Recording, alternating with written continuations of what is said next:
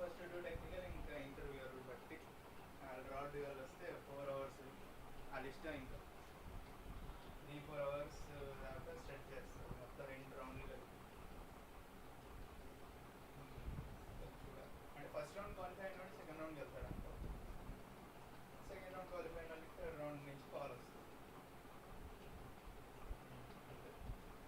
ఈ ప్రాసెస్ అంతా మండే అంటే ఎల్లుండే ఫైనలైజ్ అయిపోతుంది ఎవరు సెలెక్ట్ అయ్యారు కాదు.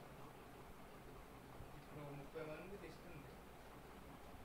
అలా ఎక్స్పెక్టెడ్ ఏంటి అంటే అంతే లైక్ 7 or 8 అగైన్ మళ్ళీ అంతే పికప్ చేస్తారు.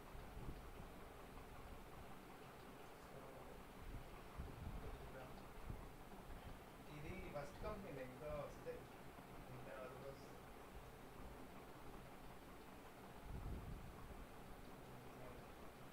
ఇంకా మన క్యాంపస్లో మాత్రం కొంచెం ఫ్లెక్సిబుల్గా నడుస్తున్నాయి అసలు ఆఫ్లైన్లో. అసలు ట్రైనింగ్ అండ్ ప్లేస్మెంట్ టీమ్ చాలా స్ట్రాంగ్గా ఉంది.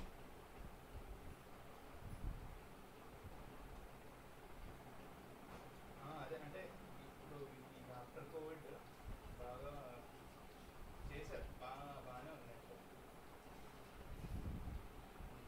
అతను బద్రీనాథ్ ఎప్పటి నుంచో ఉన్నాడు కదా. అతను కింద మురుగప్ప అనుకుంటా. అతనే వెల్స్ ఫార్గో తెచ్చింది.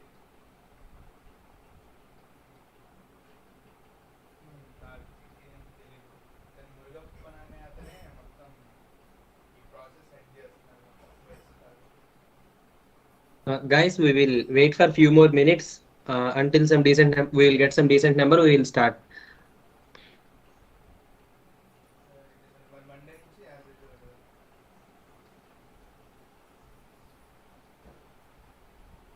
రేపు రేపు హాలిడే కదా.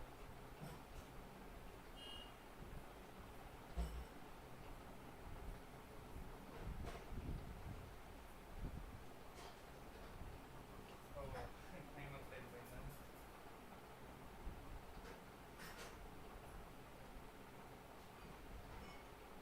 అంటే మీకు వర్క్ బెంచెస్ కంఫర్టబుల్గానే ఉంటాము కదా.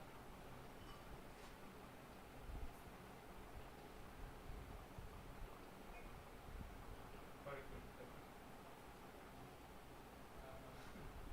మరి వాళ్ళు అక్కడ వాళ్ళు ఉంటారు కదా మేనేజర్స్, వాళ్ళు చూడలేదు.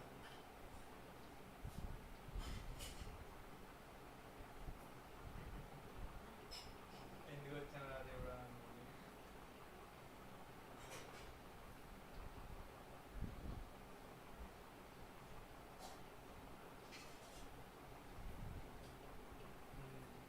అదే బోర్ కొట్టి వస్తున్నారా.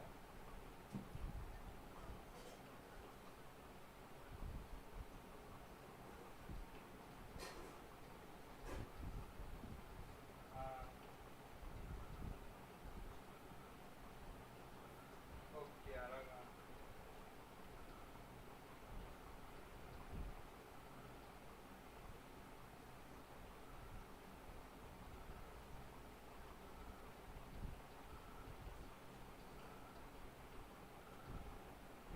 ఓకే అంటే జస్ట్ హెచ్ఆర్కి ఇన్ఫార్మ్ చేసేసి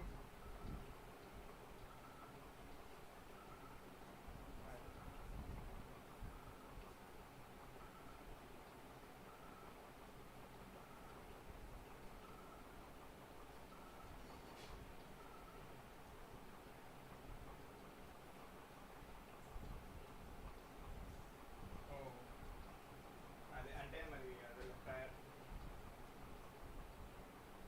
అవును.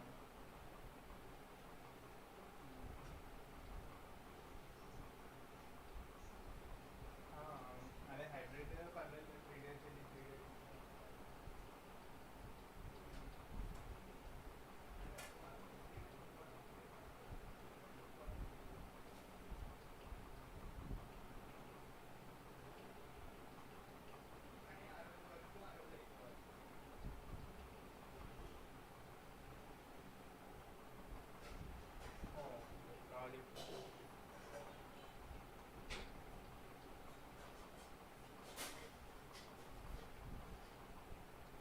Hey guys, we will start now.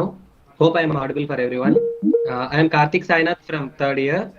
I am from Robotics Club Sastra. So today, the day six, we will be moving on with kinematics, and my friend Rahul Adhipatham will be going guiding you through the session. Be active throughout the session, and if possible, have a rough book or pen with you to solve problems. And if you have any doubts, even the silly ones, put them on the chat box, and we will definitely solve it for as soon as possible. Thank you, Rahul. The session is yours. Yeah, thanks, Karthik. Yeah, welcome, guys. Am I audible? Like, here my friend Karthik will give a warm welcome. Thanks, Karthik, for your intro.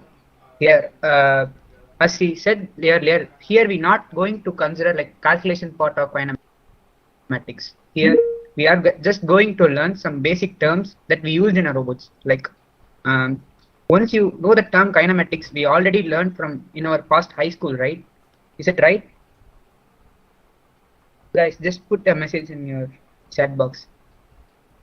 అంటే ఇది practical problem కదా, వాళ్ళు అర్థం చేసుకోవాలి. Yeah, okay. Hope. అలాగా అది application కాదు. Okay. Yeah.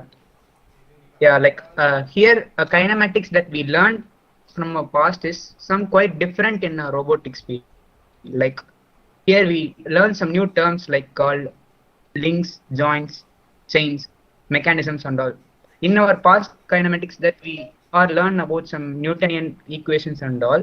Here in robotics, it's quite complex. Like they are building some kind of mathematical model, and they just give some inputs, and they get some kind of outputs for a required solution to get a required solution, right? Shall we move forward? Yeah. Once upon a time, there lived a ghost. It's named to be a kinematics and fear the most. Yeah, guys. Here my friend Krishna is waiting for you to move on into a world kinematics. Yeah, Krishna, take on. Yeah, thank you, Rahul. So, hello everyone. Good evening to everyone. I'm Krishnamurthy from third year CSE. So, I'm from Robotics Club Sastra, and so since all the prerequisites are done, so I think we can get started. So, what is kinematics? So, I think we are not having this as a new term, since we have been knowing this term since a long while now, from I think fifth standard or something, when we had some basic formulas like the relations between speed, distance and time, to ninth standard when we had the three equations of motion, and then we moved on in 2D about projectile, and then inclined projectile, and then from there now we have come here, and in robotic kinematics we have some very serious applications of kinematics in robotics, because even one of the most basic needs of what we expect from robots to perform require motion, and motion and kinematics are something which are part and parcel.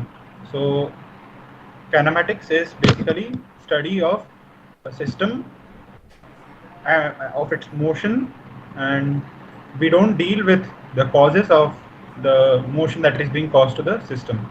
Like for example, we have forces, we have fields which cause the motion and all, but we don't look at the cause. We don't see what is causing it. Rather, we are interested in what is happening and how is it, what are the parameters of it, what is its position at this time, and such derivatives like velocity, like acceleration and other terms. So kinematics is geometry of motion, as rightly put. It is one of the most fundamental disciplines in robotics, and rather we have even seen it in physics, providing tools for describing the structure and behavior of robot mechanisms. A robot necessarily needs motion. Whenever we think of a robot, we think it is something which is moving, something which is something like that of what comes in our mind when we think of a robot. Something like pop culture, we could say something like that of maybe Chitty. It needs to move, right? So motion is a very important aspect when it comes to robotics, and kinematics is, as I said, a study of all the possible motions of a robot without taking into account the forces that cause the motion. So next slide. So why do we need kinematics when it comes to robotics? I think I've given a small hint of that. So we are going to find the relationship between the dimensions and connectivity of kinematic chains. So in the slide we can see that there is a moving prototype of a spider, robotic spider. It has its limbs. We can see that it has 6 limbs, and in the limbs we can see that it is joined. Separate things which appear like sticks are joined together to make limbs. Let's for now call them as links. We will be discussing about links in the upcoming slides, but just for now, for our simplicity, we are calling it links, and they are joined together. So when we see the spider, we want to know that the motion that is being caused has to be something which comes out of the different parts of it. So it has 6 limbs, as we can see. So for example, why do we need kinematics over here? We need it to find the responsible limb having the actual speed, acceleration is not something which is coming here, but the speed of the limbs of each limb is important when it comes to the movement of the whole robot in this case. And we can even see that, for example, we have 2 limbs. We want the robot to be smoothly functional. We don't want any kind of you could say obstacles in it in the way of functioning. So we would want, in an ideal case, that any 2 adjacent limbs of it should not collide with each other. So in such a case, we would be taking into account relative motion of the 2 limbs, and we would have to set the maximum limit of its to and fro motion with respect to the axis about which the robotic limbs of that spider are moving. So the position, velocity, and acceleration of each of the links in the robotic system is to be found out, and to plan, control the movement, and compute actuator forces and torques. So as I said, to plan and control the movement. So for the robot to smoothly move, we need, as I said, to take into account a lot of constraints as a small and simple example of that of 2 limbs, 2 adjacent limbs not colliding with each other. Okay, so next slide.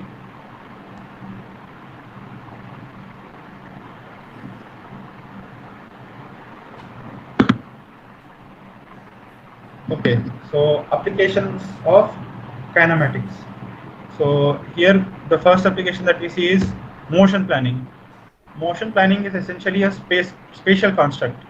So we are actually interested in how the particular object or the particular robot is going to move from point A in the space to point B. So in motion planning, what we have is that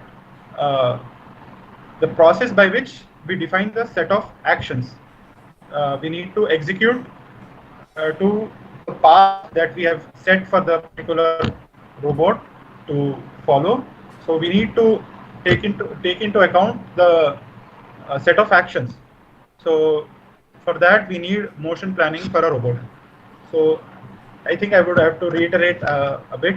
So to simplify, we have a set of actions which a robot needs to implement. So we need it. We need to perform those set of actions so that the robot is able to go into the path which has been set for its movement.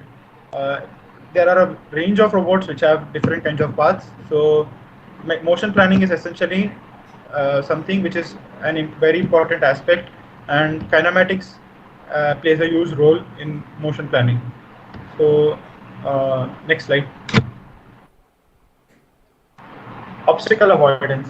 Okay, so in this case, let's say we are in an industry, let's say, and let's say a manipulator. This is a manipulator. The given image, we can see that there's a hand-like robot which is having an object in it and it is trying to move it. So we are calling it as a manipulator. So let's say that there is a manipulator in an industry and it is trying to take an object from place A to place B. Uh, it has to place the particular object in place B from place A. So let's say that due to some unavoidable circumstances or unnatural circumstances, let's say there is some debris which has fallen and which might prevent the smooth execution of the motion planning. As I said, motion planning is needed for the set of actions for the robot to execute its path. So basically, when it comes to obstacle avoidance, let's say we have a defined path, and there are a set of actions which will help the robot to execute in the given path. Let's say because of this debris which has fallen, there is some kind of an obstacle. So we need a replanning algorithm. We need to construct a replanning algorithm for it so that it is able to avoid essentially the obstacle and place the object at the given required place, which is point B as specified. So in such a case, we would be needing kinematics, especially when it comes to the replanning algorithm. Kinematics plays a huge role. Next slide. Okay, so trajectory planning. So when it comes to trajectory planning and motion planning, so would anyone like to guess what's the difference between them? Like we have studied about trajectory, if I'm not wrong, in class 11, and motion planning. Could anyone guess? Does anyone know what's the simple difference between trajectory planning and motion planning? You could put it up in the chat, or you are welcome to switch on your. Okay. In angle. Okay. Any other guesses?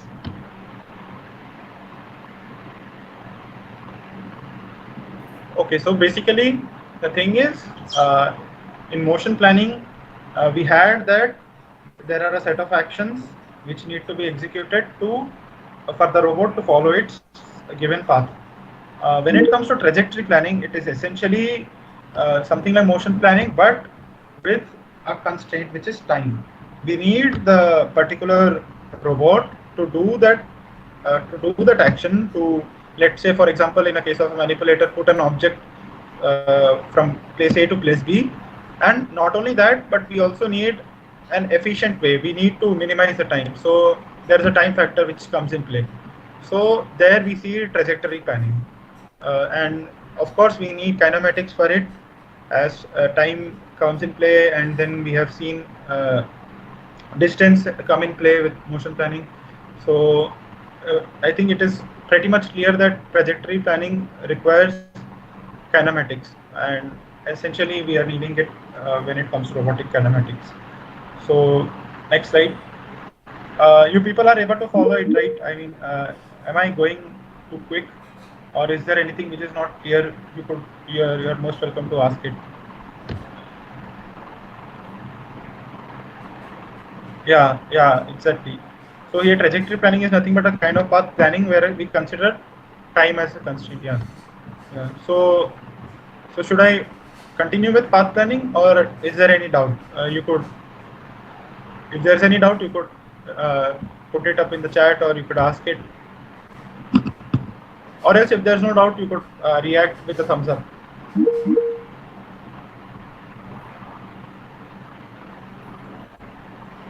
Okay.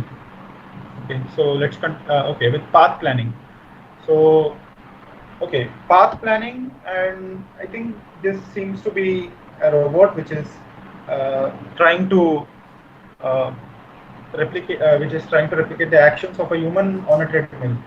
So we need to consider its path, the path of the robot, such that in this case, two of its limbs are not supposed to, among the various number of constraints, two of its limbs are not supposed to collide with each other. If they do so, then the robot is bound to fall off the treadmill or the moving platform. So path planning is essentially, if we go by the definition of it, it is path planning is the process we use to construct a path from a starting point to an end point, given a full, given either a full or a partial or dynamic map. So here we see that the treadmill is moving, right? And we have to, even for ourselves, when we are on a treadmill, we don't exactly know as to where our limbs will be placed, right? So it's a dynamic map. So in this case, we use path planning to get like to decide the further course of action for the robot when it comes to its path. So we need kinematics to play a role in it, since, for example, let's say a treadmill is at a speed of x kilometers per hour. So if it is going at x kilometers per hour, we need to know the constraints as to which is needed for the sustainability of the robot to continue running on the treadmill with that speed. So it essentially has to be something which is more than x in magnitude. So therefore, kinematics does have a crucial role to play when it comes to path planning of robots. Next slide.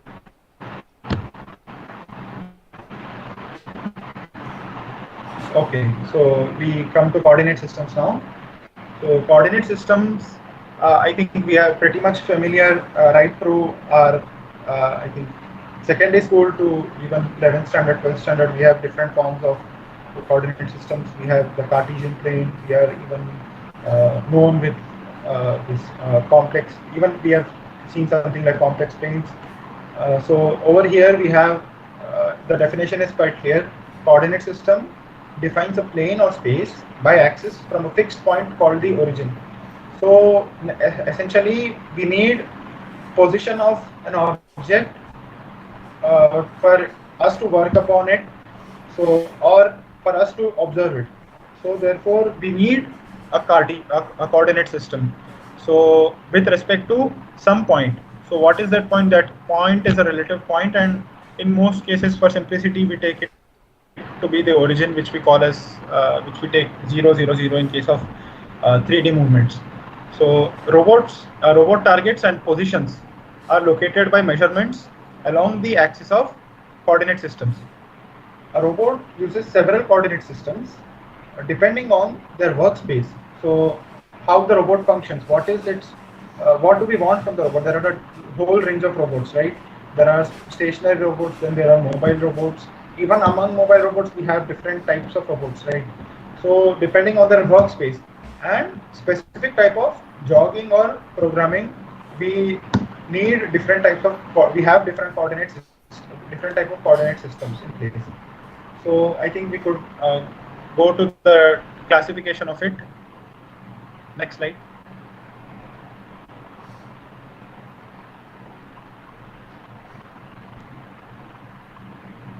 Yeah, so we have the different types of coordinate systems over here.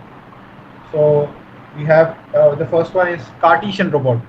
So I think if it's possible, we could have an image which is which gives us more clarity on Cartesian Robot in the chat. If Rahul, if it is possible, please do the needful. So here we can see that there are 3 motions which are sliding of sliding type, which are not of rotating type. So we have 3 translation motions along 3 axes. So we have along the x-axis, along the y-axis, we have the movement of the links, and then along the z-axis. So for Cartesian robots, we would have an input which would be something like x, y, z. The values would be, thanks Rahul for putting up the link. You could see the link in the chat box. It gives us a much more better perspective on the Cartesian coordinates. So we can see that along the x-axis, along the y-axis, and along the z-axis, it is able to have its own movement. So its input will be, I think it is quite suggestive, especially with its name. It will have 3 inputs which are from x, y, and z axis respectively. So moving on to cylindric robot. So in cylindrical type, we have two where we have 2 types of motion which are rotational and translation. So along two axes we have a translation motion. So I think for simplicity we could put it as y-axis. Along y-axis we have a translation motion, and along the z-axis we have a translation motion, and we have a rotational motion about the y-axis essentially for the movement. So for this respectively we will have inputs which are I actually I think I forgot. It is quite suggestive that all of these types of coordinate systems will have different types of inputs for them. So for a cylindrical robot, we will have two inputs which are that of numbers which are for the y-axis and for the z-axis, and another will be that of theta in radians, the angle about which it has to rotate. So also now moving on to the third type, where we see the spherical robot, polar or spherical robot. So over here we can see that again there are two types of motions. One is translation motion along the z-axis, we could say, and along the x-axis we have a rotational motion, and along the y-axis as well we have rotational motion when it comes to polar or spherical robot. So now moving on to angular or anthropomorphic robot. So over here, this is something which is one of the most advanced type of robots, where all the three are having rotational motions. There is no translation motion. If you could see, there is no sliding. All of it could rotate about the x-axis, about the y-axis, and as well as about the z-axis. We can see that all of it is having rotational motion in play. And finally we have the Scara robot. So Rahul, if possible, please put up the photo for Scara robot as well, as it is more detailed, and in this image we have one less we have one less rotational movement which is mentioned here for Scara robot. So it will be mentioned in the one that is there in the link. Yeah, I think he has put up. Yeah. Thank you for that. Yeah. So Scara robot is nothing but Scara stands for simple. Selective compliance assembly robot arm. So basically, in Scara robot, we have we can see that about the base we have this S, which is the fixed point, and then we have C1.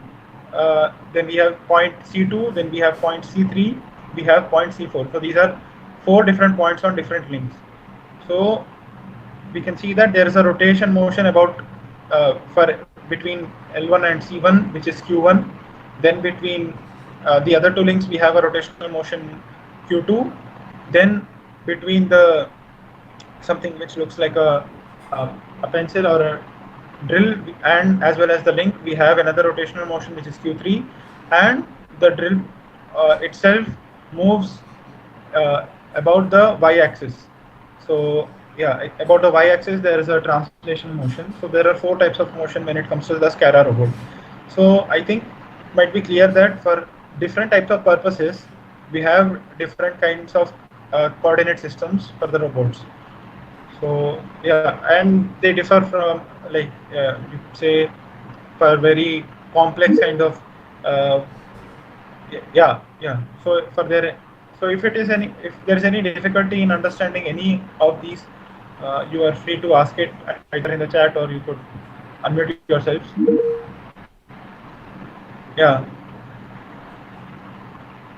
So continuing, what I was saying is they are having their own different uses, and essentially they would have different inputs, different types of inputs. Like Cartesian will have three inputs which are numbers, which for x, y, and z axis, and then cylindrical will have two inputs which are numbers, and the third would be a number which is corresponding for the degree about which it has to be rotated in radians. And similarly for the others, for the number of different motions that they have. So is there any doubt? Because I think it might be somewhat tricky to understand, especially cylindrical or angular. If there are no doubts, then you could just put up a thumbs up so that I could understand that people have understood it.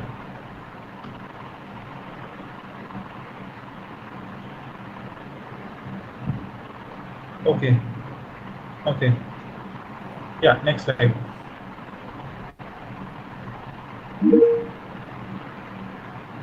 Okay. So we move on to frame of reference. Frame of reference is not a new term for all of us.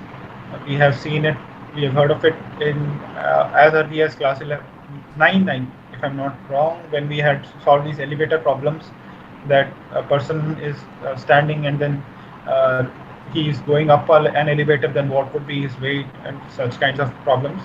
So frame of reference, going by the definition, every robot assumes a position in the real world that can be described by its position coordinates and orientation with respect to world coordinate system. So we can draw an analogy with something like that of a street address of a person.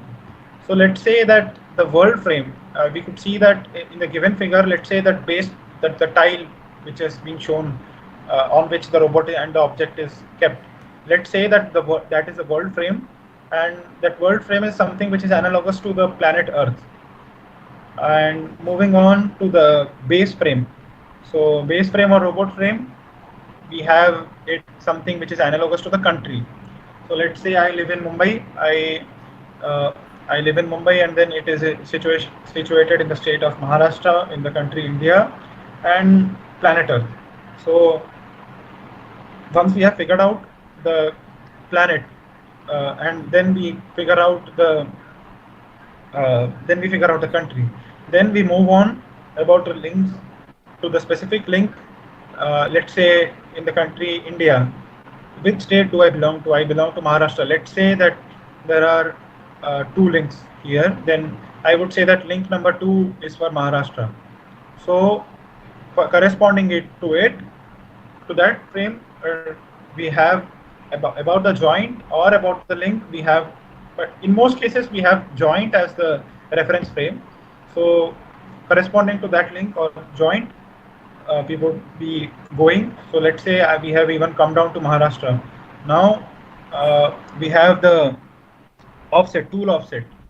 If it's clear in the picture, in the presentation, I think it's not that clear, but it is near that of the tool towards the end of the robot. So tool offset, let's say that it is something which represents the district of mine. So let's say it is pointing towards Mumbai, and even specifically, let's say it points to my locality as well. Even within the city, it points to the locality. Now, analogous to, let's say, my flat number in a particular building, we have the object frame. So we move the tool with respect to the object such that at a particular position on the object, such that we could work on it, or the robot can perform its action. So let's say analogous to us finding my flat number, we would be having the object frame. So the object frame would be something which will have my door, the main door of my house. So the reference frames are coordinate system that represent a location of part with respect to a robot base or other coordinate systems. So the robot base, as I said, robot base or you could say base frame, and other coordinates are something which are the different joints. In most cases, the joints which are there, joints are something which are used to, I think it will come in the upcoming slides. So for now, to make it clear, there are two links. Let's say there are two sticks which are joined together. So let's, for simplicity, call that intersection point as the joint. So in most cases, joints are something which are used as reference frames. And why do we need the frame of reference? Essentially here is because we cannot use a single frame of reference, a large world frame, to let's say locate me. We cannot exactly, like, obviously today we have these world coordinates which are there in numbers, and those are something which are understood by scientists, right? They are not used on a day-to-day basis. So for that is some sort of a let's say complex thing, but for easy location of any given person, we need his address, and so that we would be having different number of frames of reference. We would be having different number of reference frames, wherein we are able to relatively go close to the go close to locating that person. So we have the world frame, then we have the base frame, base of the robot, and then we have about the different joints. We would be having different reference frames, and then we would come to the end effector or the tool offset, where about the tool we need to have the motion, and then the object, which point on the object is the robot supposed to work on. So then we would be having an object frame as well. So this will make uh, controlling the robots very easy as compared to having a single world frame and trying to operate the whole system of robots with that single frame alone. So if there's any doubt, please feel free to ask it in the chat.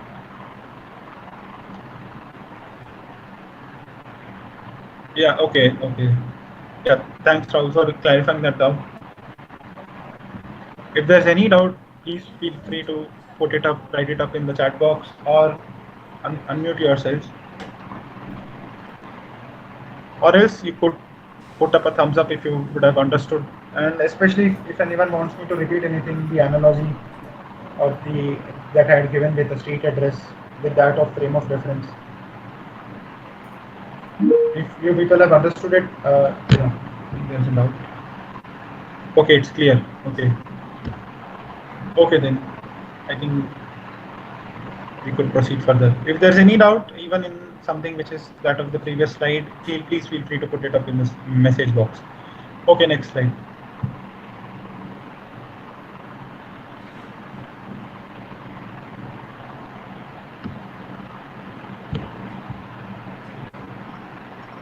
Okay, so here frame of reference. As I said, in robotics, each part of robot has its own reference frames on its joints. Yeah, so joints to make their way easier to predict the location and orientation of each part with reference to robot base frame. So in the previous figure as well as in this GIF, we could see that there is a base which is connected to the ground for namesake, which we can clearly see that all the links, the robot is dependent on that base, is using its support to stand up, be stationary. So reference frames on its joints to make their way easier to predict the location on the corresponding point on which the point of action on the object on which the robot is supposed to work.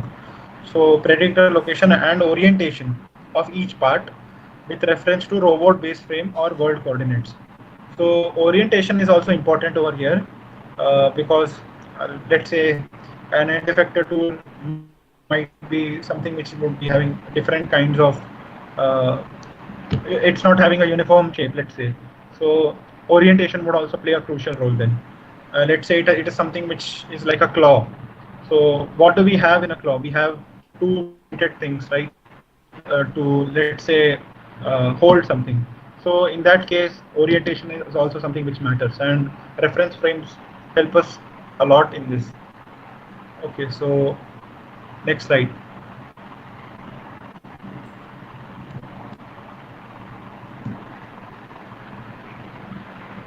Yeah, as I said, I think this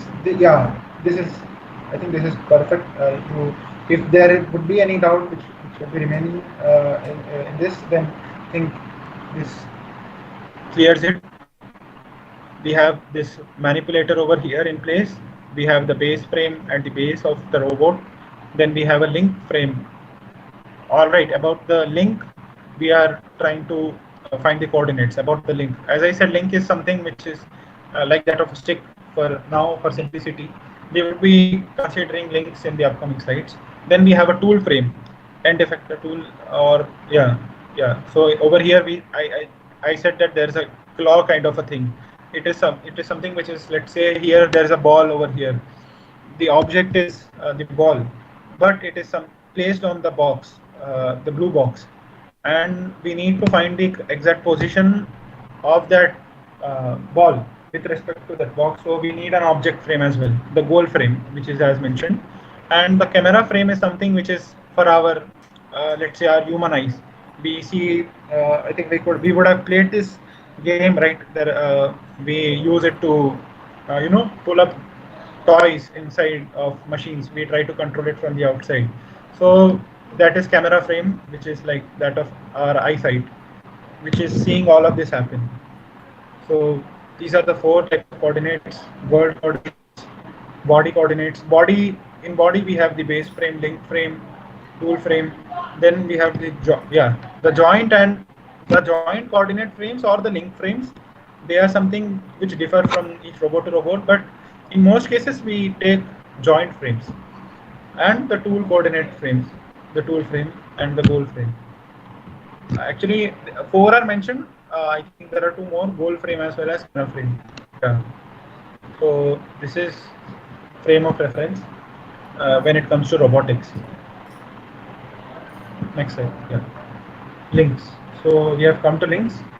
So as I said, now if you look at our hands, right, we see that we have a wrist and then we have our elbow.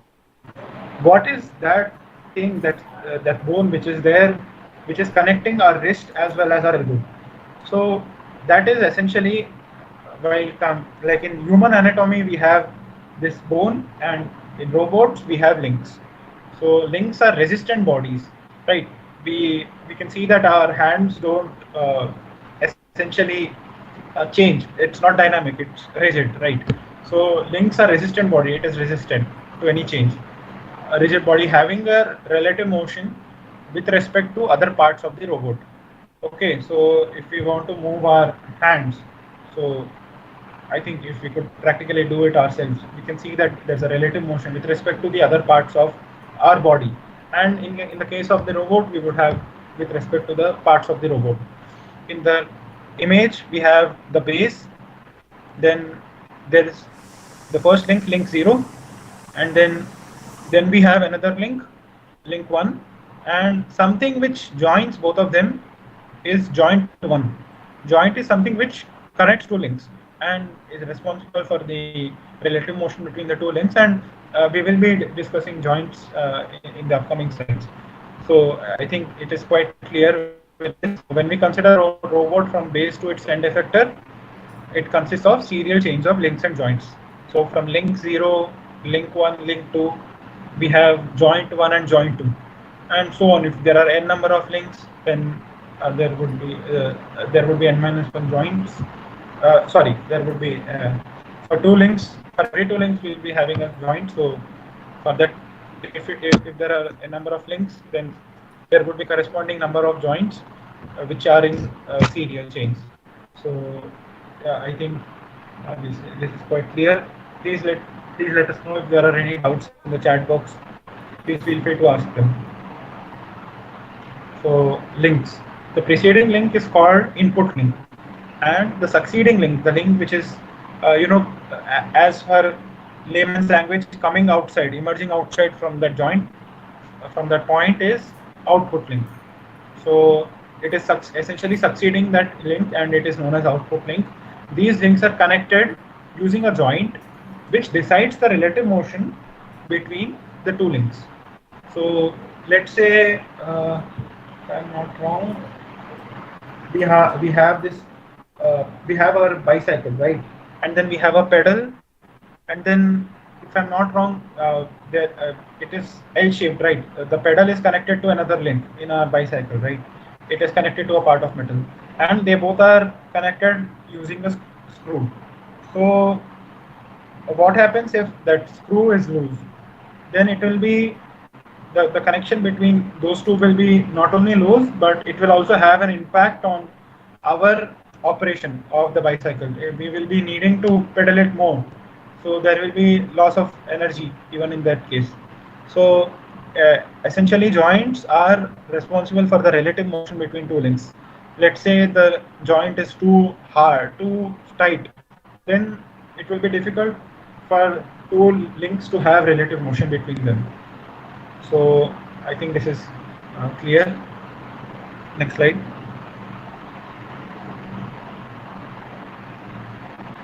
Yeah. So we have types of links. So here, this is a very appropriate GIF. So essentially putting up both, it has both rigid links, it has flexible link as well, and we have fluid link also. Fluid link is not there in this particular example, but we can see that how the robot is, how the manipulator is having a its neck kind of a thing, which is used using a rigid link, and then we have something like that of its head, which is able to move around using a flexible link. And even with the base as well as the rigid link, we have a flexible link. I think it's visible. There are two flexible links over here, right? Yeah. Yeah. Okay. So next slide.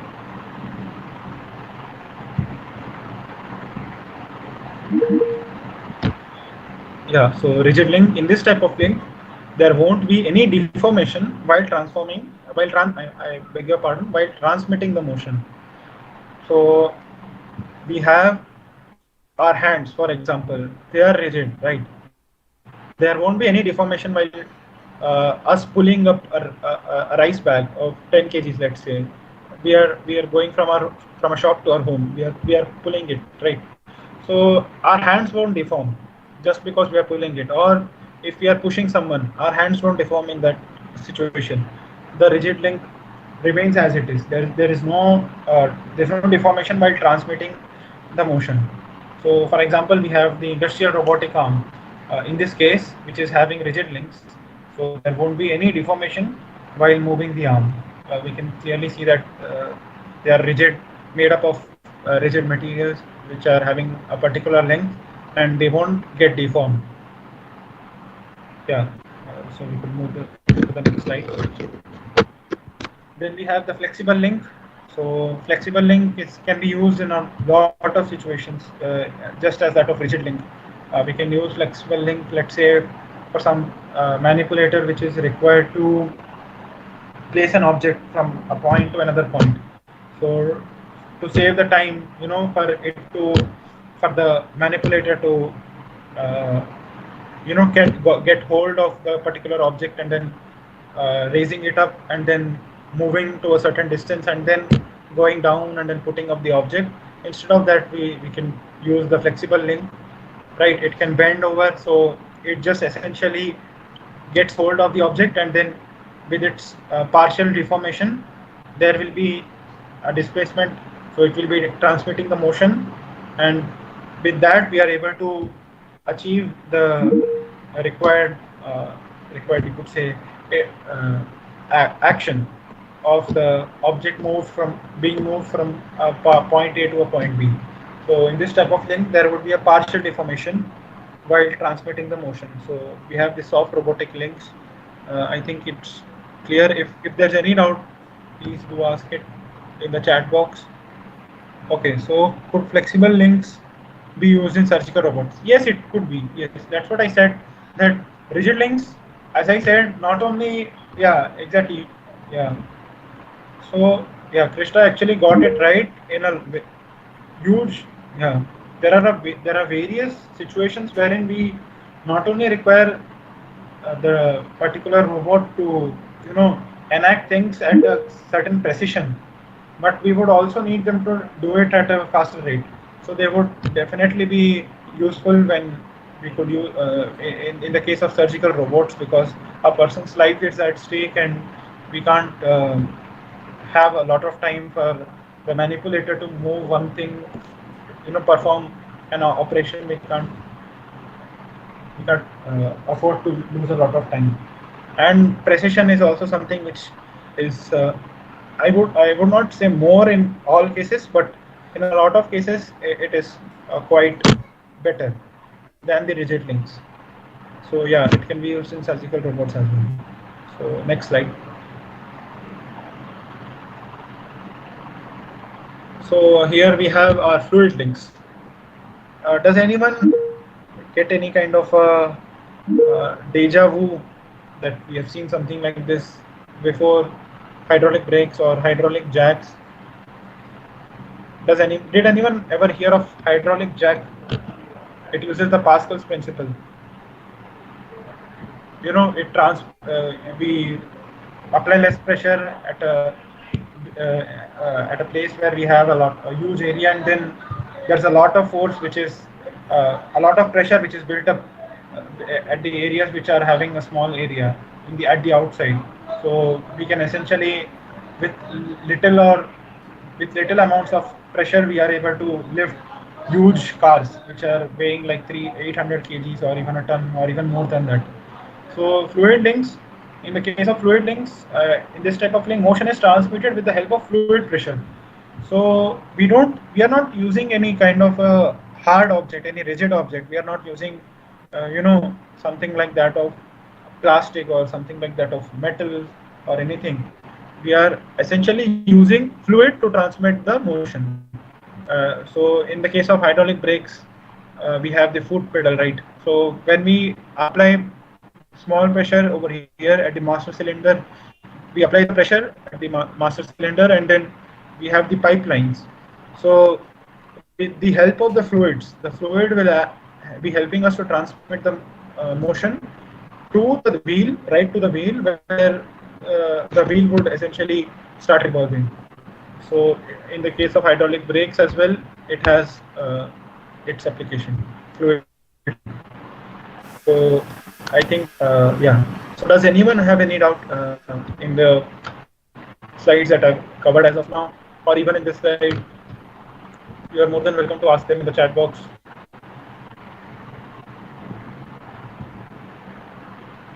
Yeah, thanks Rahul for that, clarification. Yeah.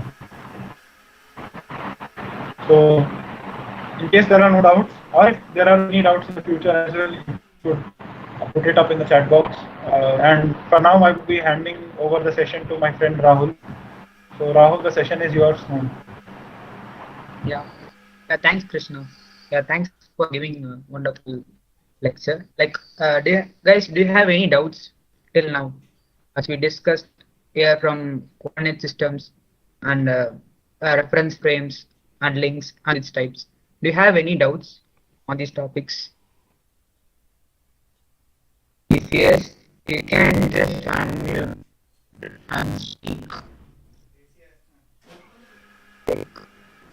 Okay, shall we move on?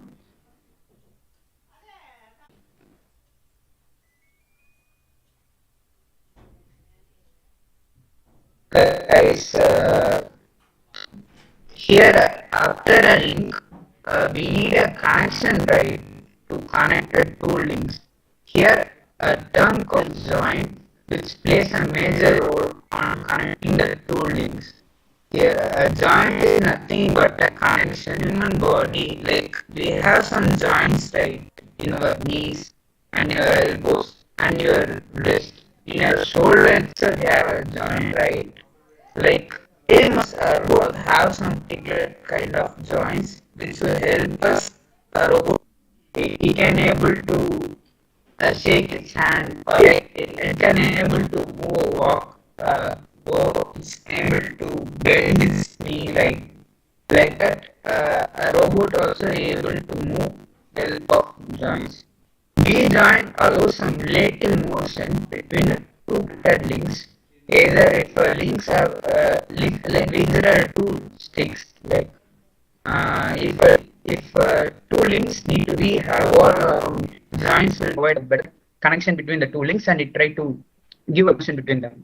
Each joint in a robot possesses a reference frame which provide information about each part of a robot. As my friend earlier discussed about the reference frame, right? These reference frame, as in calculation, we mostly use this reference frame in joints, because each joints will have some particular kind of motion with respect to a link, so it would be easier to study a relative motion between link A and link B when we place the reference frame at the joints. So joints in calculation, in calculative perspective, joints will be used in to fix a reference frame in it. Okay, most of our joints are built by actuators based on the constraints of motion. Guys, yesterday guys attended the actuation session, right? It's handled by our Varun and Vishwa.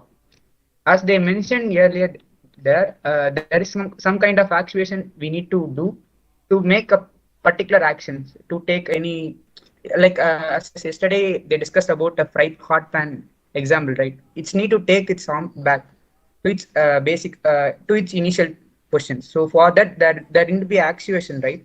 For that actuation, the motors mostly they mostly fit that motors into a joints.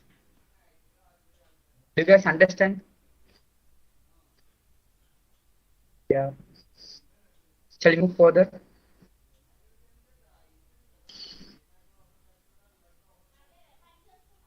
Here, there is a types of joint that we displayed here. Here we classified our joints based on relative motions. Like one is type one is a rotational joint, a type two is a linear joint, a type three is a twisting joint, type four is orthogonal joint, and type five is a revolving joint. Here, a picture will illustrate you a nice overview of these type of joints. Shall we move further? We can discuss further. Like a type 1 is a rotational joint. Here, a rotational joint can also be known as R joint. These type of joint will allow the joints to move in a rotary motion along the axis. Like here, we consider two links. Red color joint. There is two links. One is red and another one is in blue. Where these two links are connected through a joints, which is nothing but a pin, like a cylindrical pin. Where these two, when we need to move, when we need to have some particular relative motion between them, we need a joints at its connections, so that it can able to rotate. So these kind of rotational joint will provide a rotational motion between two links. Okay, so it is a vertical axis to a arm axis or to the axis and output. A rotational of two links will be perpendicular to the both input link and its output link. Okay, so Venkatraman asked some question, right? See, so the rods in actuator can be used as joints. So yeah, Venkat, yeah. When we speak about here, you see that, right? Here, as a gift will show you that the shaft itself also we consider as a joints. Okay, here a joints links. These are a resembling a real robot into a geometric perspective. That's it. Here, we have bones and joints there, right? Here, bones and joints, we have resembling into a simple mathematical or simple geometrical diagram. We need to use these terms into, like, instead of drawing a whole robot with its arm, its motors, its frame, into like doing its complex diagram, we can able to resemble a simple robot using its giving a straight line with dots. Here, a line is nothing but links, and dot with connecting the two lines is nothing but a joint. That's it. Do you understand?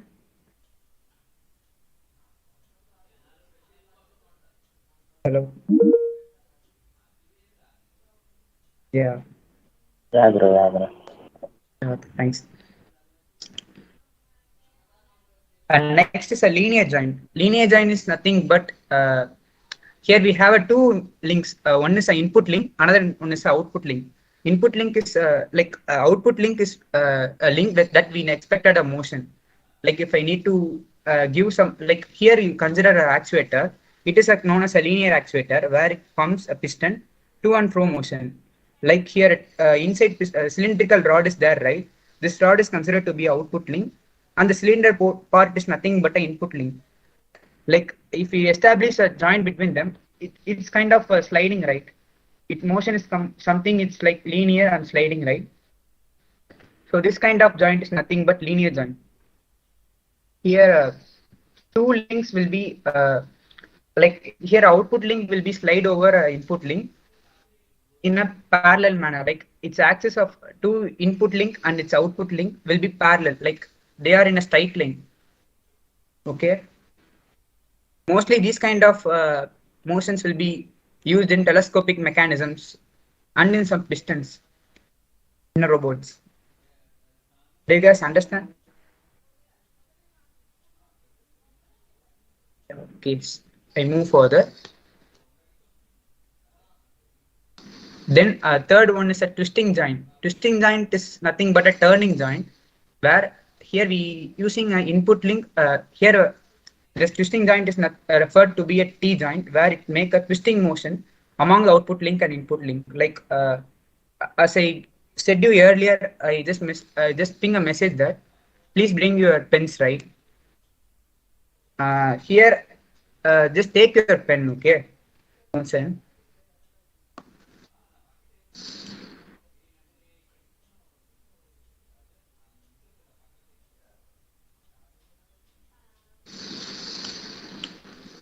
Like, take your pen, okay? Here, I have a pen, I have a cap here, and I have a pen. A cap is kind of one link. Guys, am I visible? Hello? Yeah, bro. Yeah, bro. Yeah. Here a cap is a kind of one link, and here a pen is another link, okay? Here when we have a merge this one, here I can able to twist a cap. Like I can able to turn this cap, right? This kind of joint is nothing but a twisting link. Like I can able to twist the output link with respect to input link.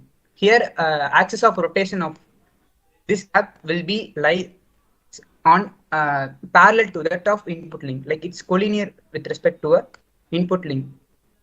Guys, do you understand what I'm trying to say? Hello. Yeah. So here during this process, the output link axis will be vertical to a rotational axis. Here a rotational axis is passing through this pen. So this pen having a vertical axis where like it has some particular rotational axis which lies in input link and output link. Okay. You guys understand what's a turning link and all? Yeah. Would you unmute and speak? I can able to move further. Yeah, bro. Yeah. The fourth one is nothing but orthogonal joint. Orthogonal joint is nothing but a kind of joint which resembles in a term of O joint. These kind of joints are mostly used in 3D printers. Like it has a particular input and also have some particular kind of output. Where input link will deliver some kind of motion, but whereas output link will be translate that motion in perpendicular manner. Like if I give some particular input to this, the output link will be move on some particular kind of motion which will be on parallel or perpendicular to its nature. Like axis of both links will be on perpendicular in nature. This is a type of link which is known as this is a type of joint which is known as orthogonal joint. Okay. Here, these kind of robots are mostly used in supply chain robots. These kind of joints are mostly used in supplying supply chain robots. Shall we move further? Okay. And then last fifth type of joint is nothing but revolving joint. A revolving joint is generally known as V joint, whereas here the output link axis is perpendicular to the rotational axis. And the input link which is parallel to the rotational axis. As I said the idea, we can just imagine here this picture will gives you a better understanding. Like here there is an input link. Here as Venkatraman suggested that there is a motor which has some rod, right? It's nothing but it has some particular shaft. When I mounted a shaft over this here as an input link, I just know if it's some kind of propeller like or some kind of propeller or fan like that. Okay, as like our motor with some fan. Okay, if I turn on a motor, a fan will be rotates, right? It's revolve around a particular central axis, right? This is nothing but a revolving joint. Here, an input link will give a rotational motion about its own axis, whereas output link which is located perpendicular to it, which will revolve around that input link. This kind of joint is nothing but a revolving joint. Only difference between a twisting link and a twisting joint and revolving joint is where the output link will be parallel when we consider about a twisting joint, whereas in revolving the output link will be perpendicular to the input link. That's a major difference. Do you guys understand this type of joints and links as we discussed earlier? Because these concepts are most important when you guys going to build or something better humanoid robot. Yeah. Shall I move further?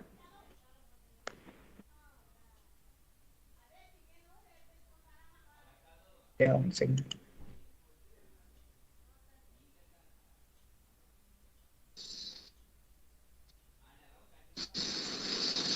Uh, a kind of term that you guys already crossed in our 12th level standard. That is nothing but a degree of freedom. Do you guys know anything about degree of freedom? As you learned about earlier, right? If yes, you can just unmute and speak, or just you ping a message on our chat box. If you don't know nothing but yeah, okay, Karthik, it's not a issue, okay? We are here just you explain, okay? Hey, degree of freedom is nothing but a term that will provide information about freedom of robot to move on its own space. Like a degree of freedom refers to a robot freedom of motion without constraint of particular motion in 3D space. Like let me take an example.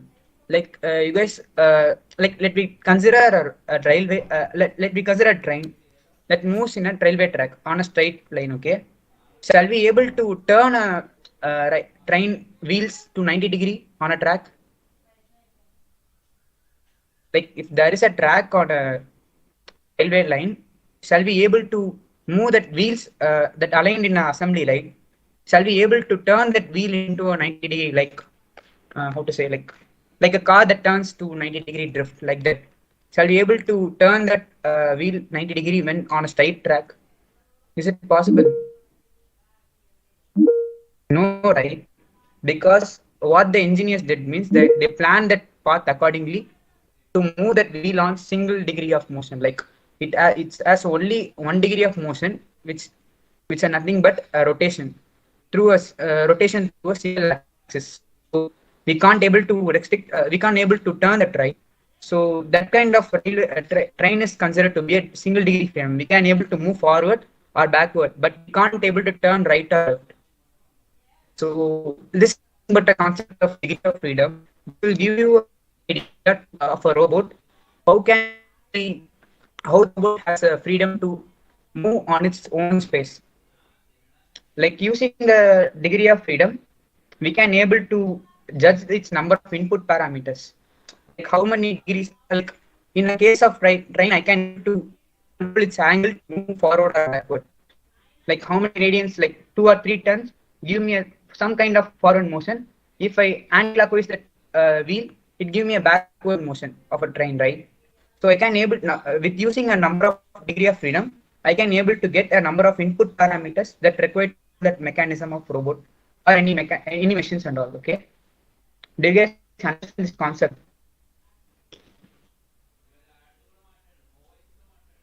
Yeah, if any doubt, please ping a message. We are here to clear your doubts. Is there any doubt? Okay, okay. I just move forward to clear you more about it. Okay. Um, yeah, as I said earlier, it resembles a motion capability of robot, like how free a robot can able to move. Here, as general, if a rigid body is placed in a 3D space, it a rigid body has, like let me say, if we throw some kind of block into a space, okay, outside of our Earth, there is vacuum, right? On the 3D space, it has 3 motions. One is x-axis motion, y-axis motion, and z-axis motion. These 3 motions is nothing but translation motion, and it has some 3 rotation motion too on its own axis. Like on x-axis, it revolves some turn. In y-axis, it revolves some turn, and in z-axis, it also turns some. It revolves some revolution about its z-axis, like that. Let I show you some kind of demonstration, like some kind of flight dynamics. Okay, here I just made some kind of flight. Sorry guys, please assume this to be a flight. Okay, is it visible? Yeah. Yeah, yeah, a flight which has nose part and it has tip part. Okay, and it has some right and left wing. Okay, we can able to operate a flight on x-axis, and also we can able to operate it on y-axis. Also, we can able to operate a flight on z-axis. Okay, on three translation motion we can able to operate a flight. Also, there is another three axis which is uh, nothing but a rotational axis, where uh, it is nothing but three terms that is known as roll, pitch, and yaw. A roll is nothing but axis which we seeing from front end to back end. Is it visible now? Like it is a nose of a flight and this is a tip of a flight. Okay. If you're seeing an axis that passing through that nose and tip, there will be a particular axis which passing through it. Okay. While we rotating that axis, a flight will rotate on either left or right. This kind of motion is nothing but roll motion. Do you guys understand what's kind of roll motion? Roll motion is nothing but a rotational motion with respect to front and back. Okay. Guys, any doubt?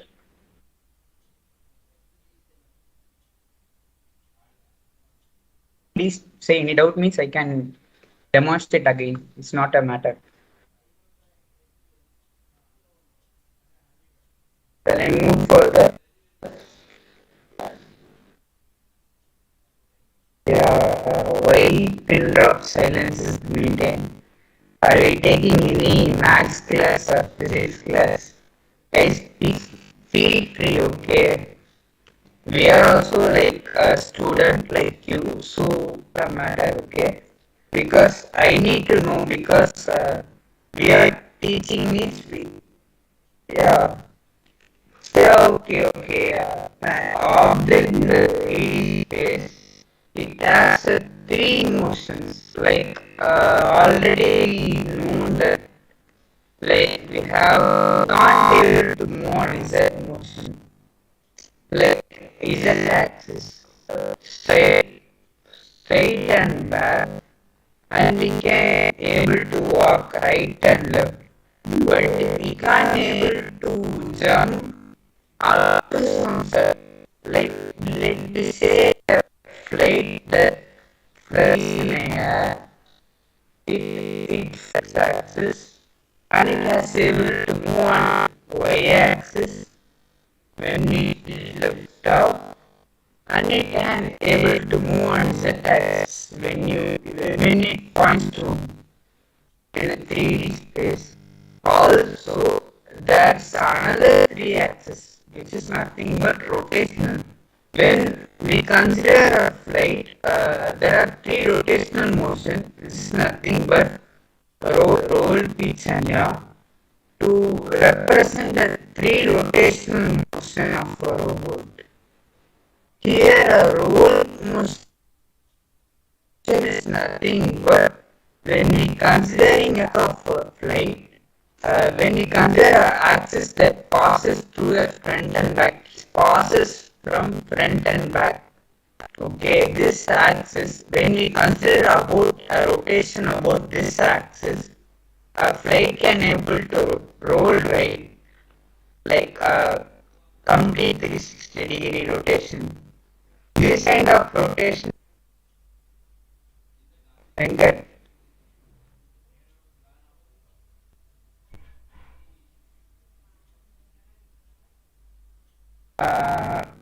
yeah.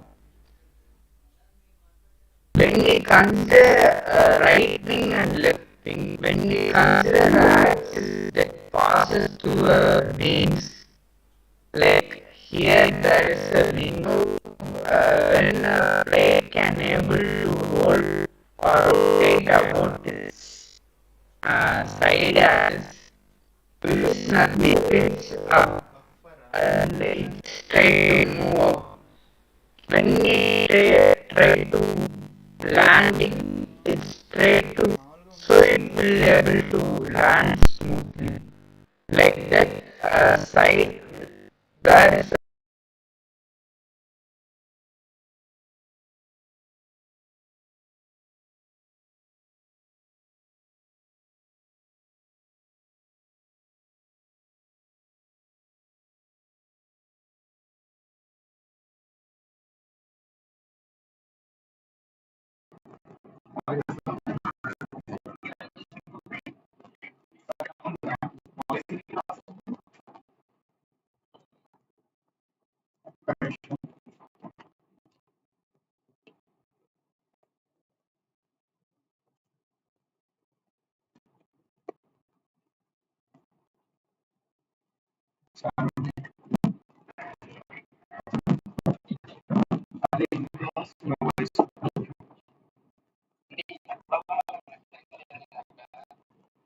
I swear at the full screen based on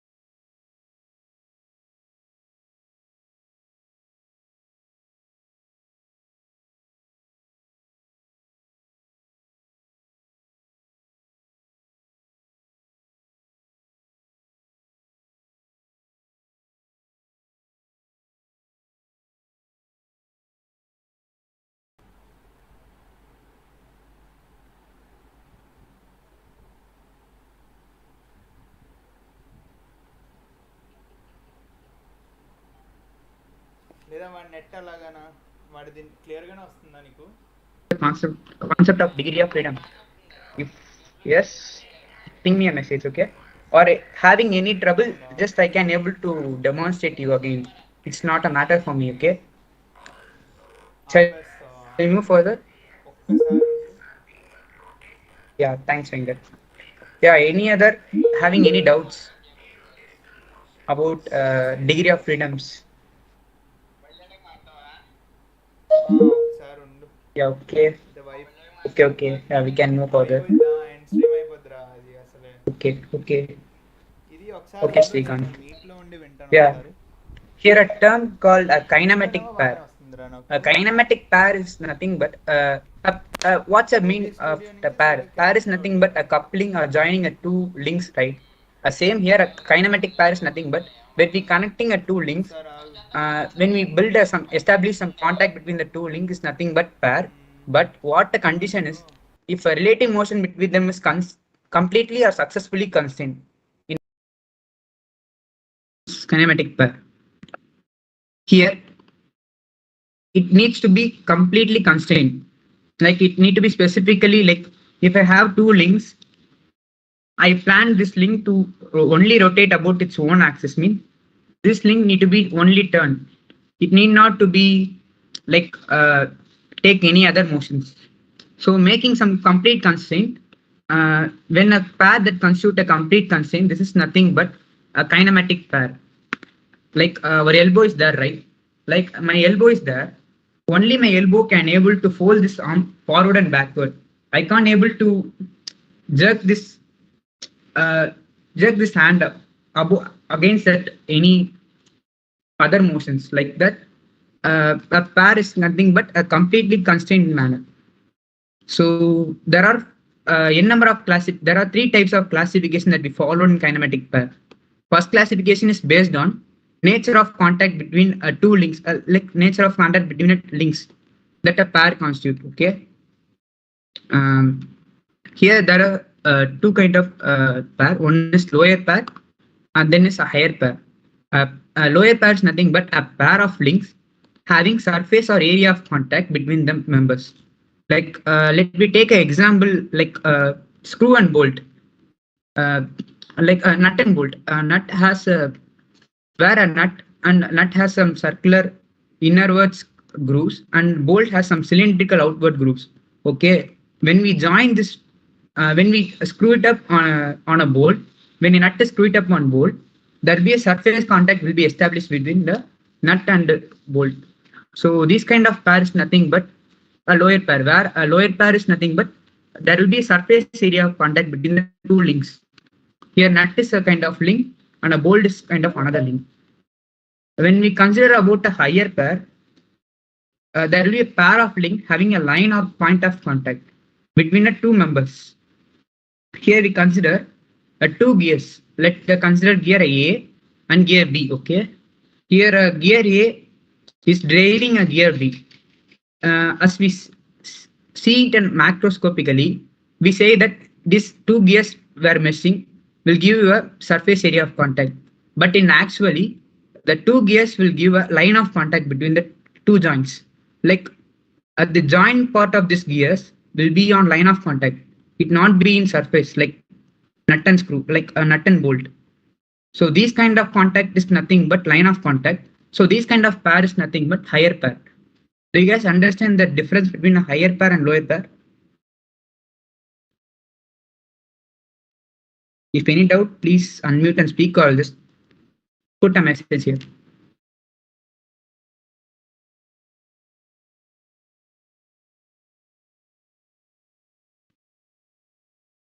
Shall we move further? Hello.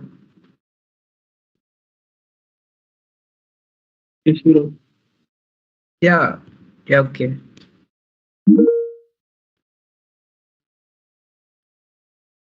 Second classification of kinematic pair is based on mechanical constraint. Like there are two kind of pair. One is closed pair and another one is a unclosed pair.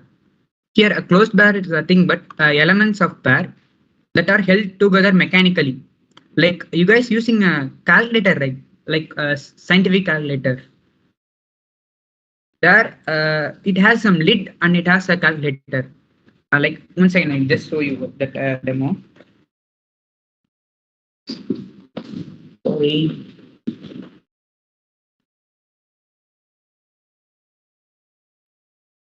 Sorry guys, I missed that one. Okay, there will be some particular kind of mechanical linkage between the lid and calculator, right? We can able to slide that once we need to open that calculator, we need to slide it to open, and when we need to close that calculator, we need to close that lid through sliding motion. There we need a mechanical kind of linkage between the two lid and calculator. This kind of pair is nothing but closed pair, where their contact being broken unless any destruction occur externally on it. Like if I need to break that pair, means I either need to break that lid or I need to break that calculator to make that destruction on that pair. Okay, do you guys understand about closed pair?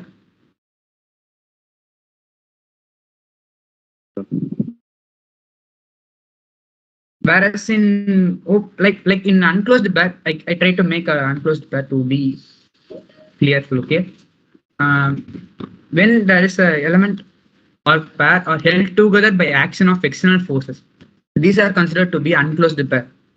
Like their contact being broken once external force that stops that action on it.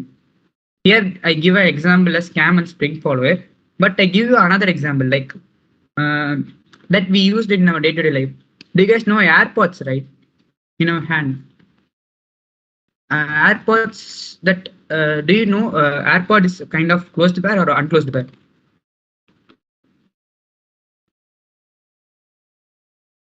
I say whether say that AirPods with the case is closed pair or unclosed pair.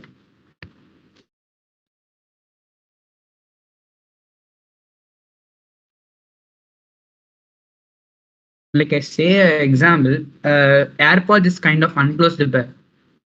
Here we can able to take that AirPods like we can able to take AirPod and from its case and we can able to fit it, right? This AirPod and its case is just connected to its magnetic force, right?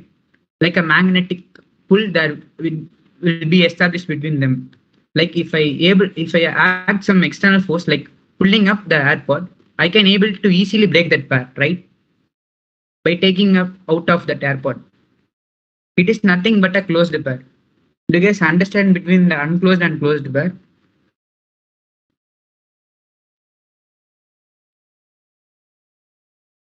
Unclosed pair is nothing but a force that makes two links together. That is nothing but unclosed pair. Whereas unclosed pair, there will be some mechanical kind of design like key and slot or some kind of screw or nut. Like there will be a groove, right, on screw and where there is nut and bolt, there will be a groove, right, to tight that nut with respect to that bolt. Like that, there will be some kind of mechanical design or some kind of mechanical stuff that will be there to hold that close to connect the two links, which is nothing but closed pair. Do you guys have any doubt between a closed and unclosed pair?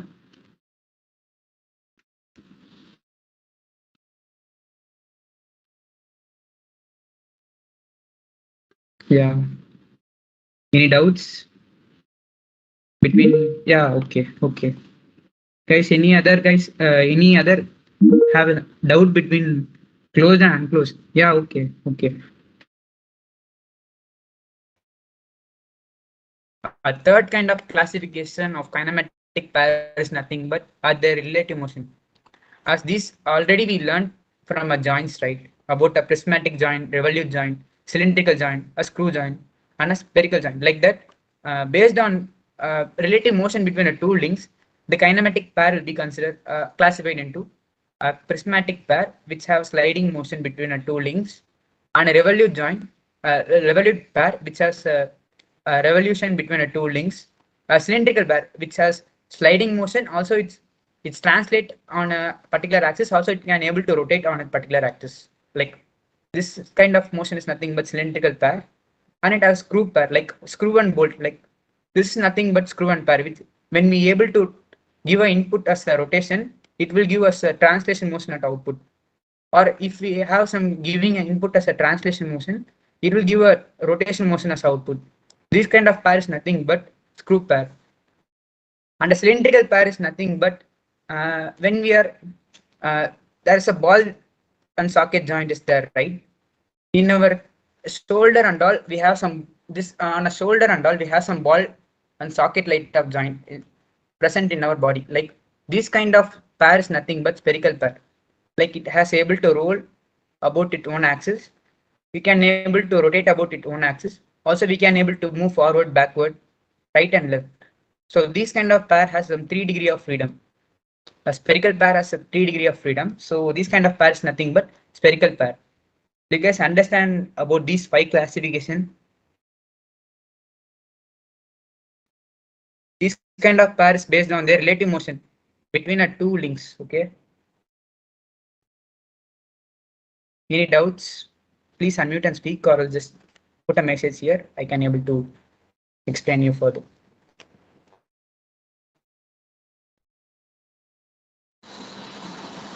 Shall I move forward?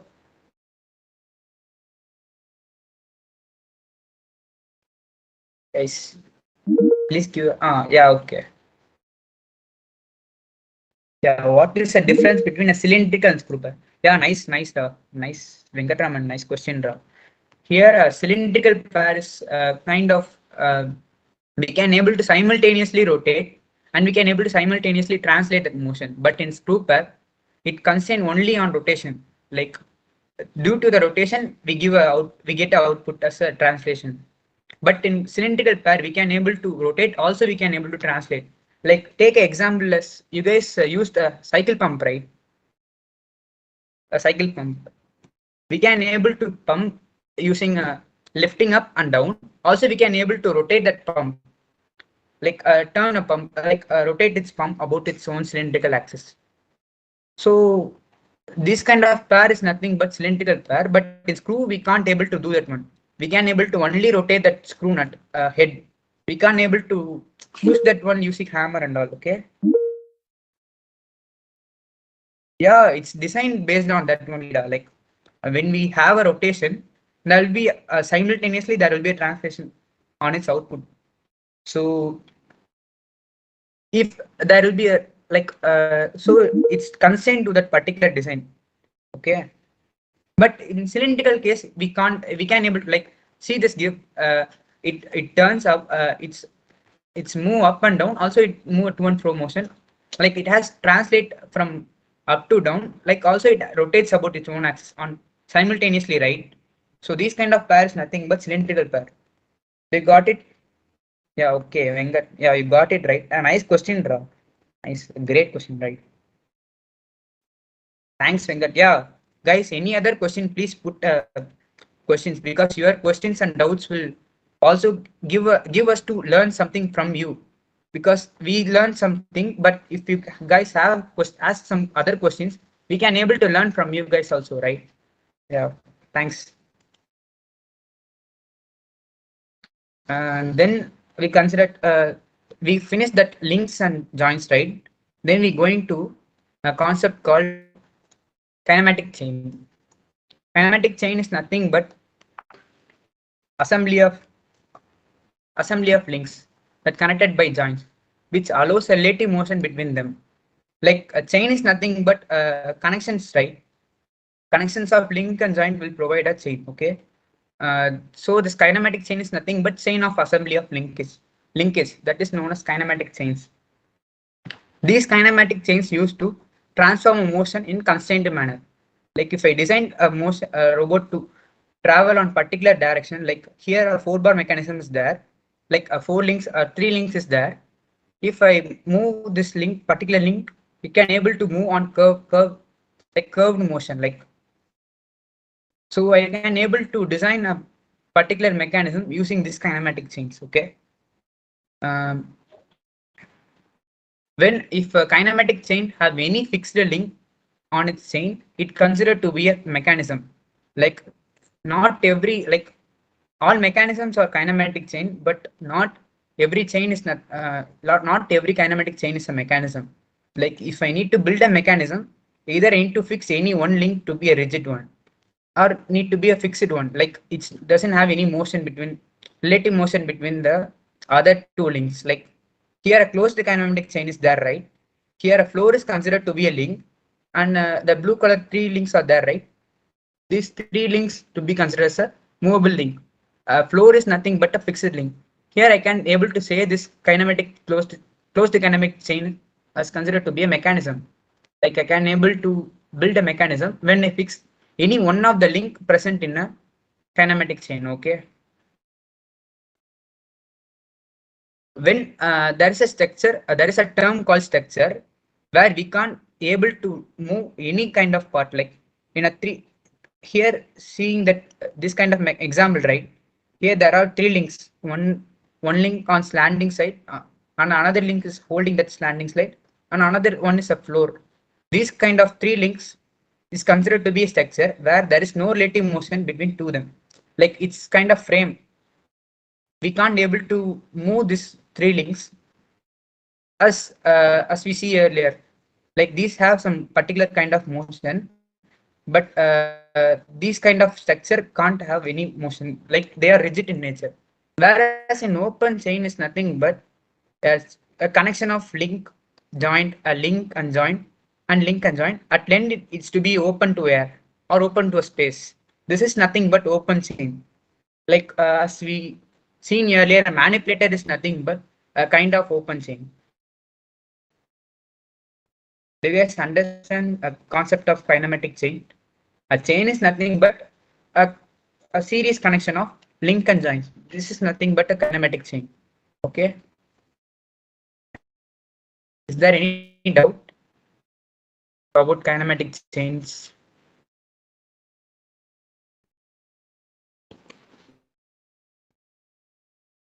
Shall I move further? Okay. Okay. Guys, there we comes to the end. As a kinematics, there will be 2 approaches that they are the scientists, robotists are followed in conventional manner. One is kind of forward kinematics, another one is nothing but the inverse kinematics. Like these kind of 2 approaches that are mainly used in the field of robotics. Okay. Before we going to kinematics part, we need to know some 2 kind of coordinates. Like one is a Cartesian coordinates, another is a joint angle. Like each joint, like as we said earlier, here each joint has some particular angles and particular orientation with respect to space, right? This kind of angle between the 2 links is nothing but joint angle. Okay. So by controlling this joint angle, we can able to control a particular motion of 2 links. Okay. So based on this, we can able to control, or we can able to move a particular motion of a arm manipulator or a robot. Okay. So let me move further. Forward kinematics. Forward kinematics refers to process of obtaining position and velocity of end effector given the known joint angles and angular velocities. As I said earlier, here in a forward kinematics, our input will be a joint angles. Like we can able to fit a joint angles. Like I need a 90-degree means I just need to make this angle into 90-degree, and I need to make some 45-degree means I can able to turn this end effector to some kind of angles. Like that, I give some kind of joint angles using this kind of this is nothing but RVS platform that you enter into robotics, you will learn about a lot. Okay, so like changing that particular angles, I can able to get a particular end position. This is nothing but forward kinematics. Like, do you guys understand what is forward kinematics and all? Like, I considering changing a particular angles of each links of a robot, I can able to grab or I can able to get a target position.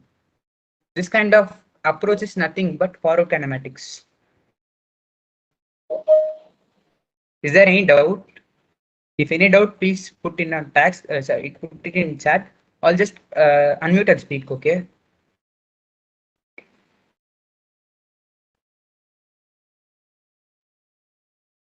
Here we know that particular angles. Like in forward kinematics, we already know the joint angles.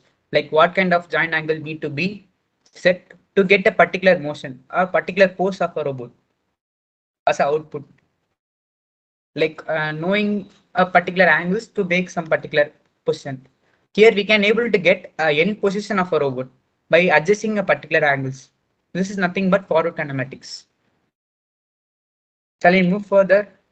Or any doubts, please ping a message or unmute and speak. Okay. This two forward and inverse kinematics are just approaches that the robotists are used for motion planning and some kind of developing motions, advanced motions of robots. Okay. As the application part, my friend shown that right, a robot which has making some reverse somersaults and all. Do you guys able to remember that one? A robot which makes some somersault backward. Yeah. A robot on this kind of that type of motions that a robot has already pre-planned its own like its end up like after it known its initial position, also it's known its final position. In between there's a process, right? That process the robot needs to be compute to get a particular kind of somersault. So these kind of approaches that are developed in inverse kinematics.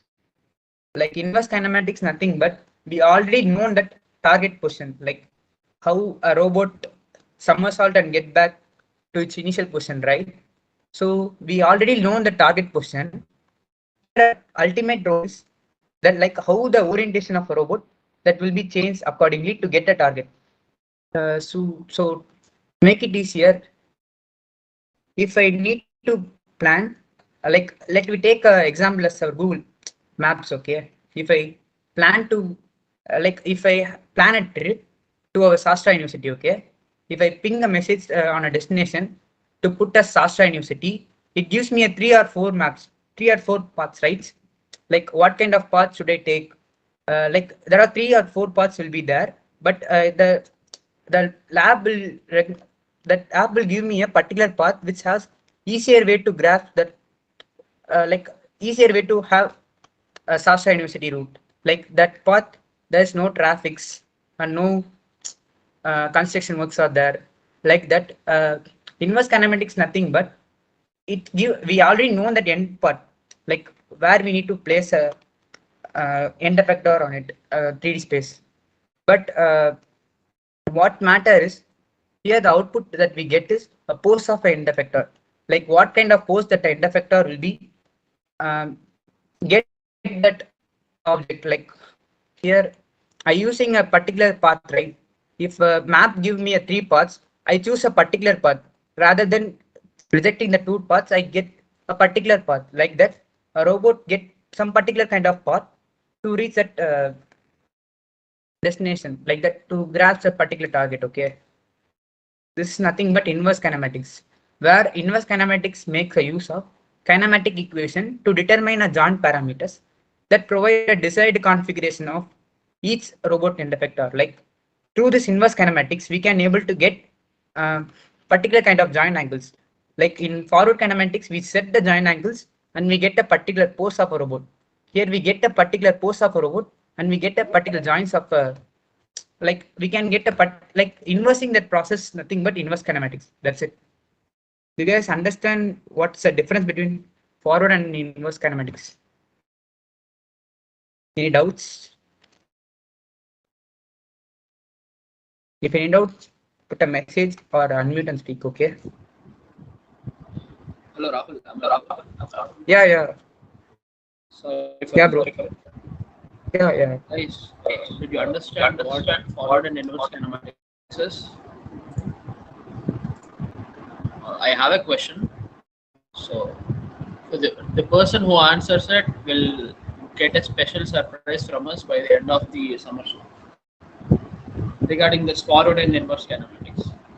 Rahul, could you please move to next slide? Yeah.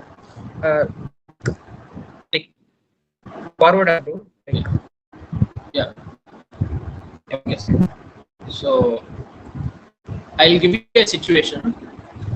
Let us say, go to the presenter slide, the 37th slide. Yeah. Okay. Slide. There. So I'll give you a situation. There is a robot. I want it to move to a particular position. Which approach should I use? Should I use forward or inverse kinematics? Inverse. Anyone from the attendees? Sorry? May I know who's that? Inverse. I am Karthik. Okay, they're Karthik. Okay. Could you please justify your answer?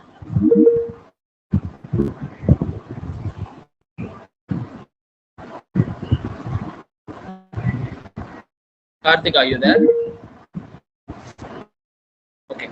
So the question is, I have a robot. I know where it should move. So I know the end effector's goal position. What kind of approach should I use? Is it forward kinematics or inverse kinematics? Could someone, instead of typing in the chat box, and guys, one from the team, could you please note who gave the answer first? Could someone please open up their mic and give us the answer? Can you hear me? Yeah. It's forward kinematics. Okay, why? Because only there we are Please tell inputting the Venkatram. Okay, Venkatram. Yeah. Now, please justify your reason. Because there the input is, we are giving the joint angles, right? So that determines the path. Okay. Yeah, that's right. Venkatram, right? Yes, ma'am. Yeah. Okay. Thank you, Venkatram. And yeah, good answer, guys. Those who gave forward kinematics as an answer. And Rahul, yeah, you may continue. Thank you. Here the difference between the two is like what kind of approaches that we are doing. That's a matter. Like forward and backward. Here in forward we give a input as a joint angles as an input, and we get a particular a particular desired output position. Whereas in inverse we get a target position and we get a particular pose of end effector. That's it. So these are a difference between inverse and forward kinematics. Hope you guys will explore more about this, okay, in upcoming session or in your field of robotics. You will be learn about these two kind of kinematics that mostly used in robot field, okay. Hope you guys enjoy this session. Here me, Rahul Adiyabadam from third year mechanical. This is my Insta and this is my LinkedIn. You can able to ping me and you can able to ask any doubt if you have any doubts in kinematics on any kind of field that you feel free to ask anything, okay. Here my friend speaker Krishnamurthy, he's pursuing a third year at CSE, and my friend Krishna, sorry to have him, he made some wonderful PPTs and content. So he's Sri Krishna from third year Triple E. So you can able to ping us